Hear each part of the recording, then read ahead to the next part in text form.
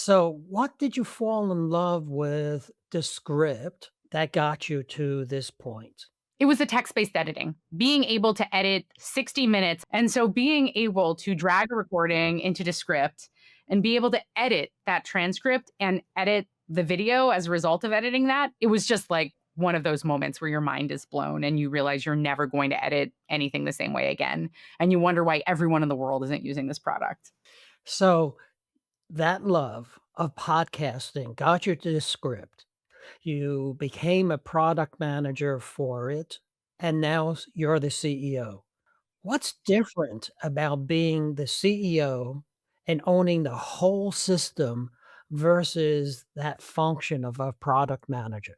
I mean, it's an entirely different role. Even if you're a really product-minded CEO, it's just a totally different job. And I'd say for me, the biggest difference is the feedback loops. So I think I've never been someone who's been overly reliant on praise from my manager to feel that I was doing a good job. But I have really relied as a product manager on looking at the feedback loops that releasing features gives you, right? Like you do a lot of research to release the right stuff, you launch it into the world, you look at the metrics, you listen to the customer feedback, and you know pretty immediately, like, did this solve the problem that I was trying to solve or did it not? And if it didn't, you're like, great, let me try again. And that was the thing that made me love product management so much. But when you're the CEO, the feedback loop is so much longer because the metric that you own is the overall health of the company. And a release every 2 weeks, doesn't let you know if you're on the right track or not. And I think in general, the amount of feedback you get as a CEO, you don't get a lot, right? You don't have a manager, you don't have any peers. No one is particularly incentivized to tell you the truth. And so you find yourself operating suddenly in this very senior role without a lot of feedback and with only very long feedback loops on how your strategy is working out for the business. I like how you talk that your feedback loops are so much longer. When I talk to so many leaders, I try to show them that we can measure activity. That's easy. We can measure output. That's even easy. But measuring outcomes, your business outcomes, we're hoping that the activity leads to the right output, leads to the right outcomes, but it's a lagging indicator. It takes a long time for it to go out, people to see it, to come back. And are we moving the business the way we want to move it? Yes, that's exactly right.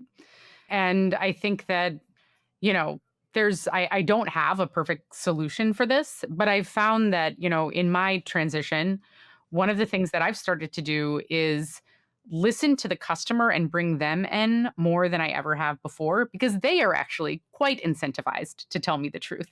And so now I let my customers be my truth tellers about the product. And I've created many new channels that they can talk to me. And if you're a Descript customer, find me. I will talk to you and listen to all of your thoughts on the product.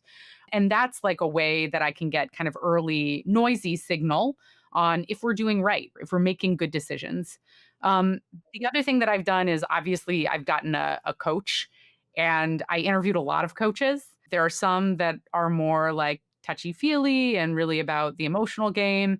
I honestly picked the meanest coach I could find. If she's listening, I'll say like, I love you. Yeah, you hold me accountable in ways that I need someone. I need one meeting a week where I'm like, oh crap, I've really got to have my stuff together for this meeting.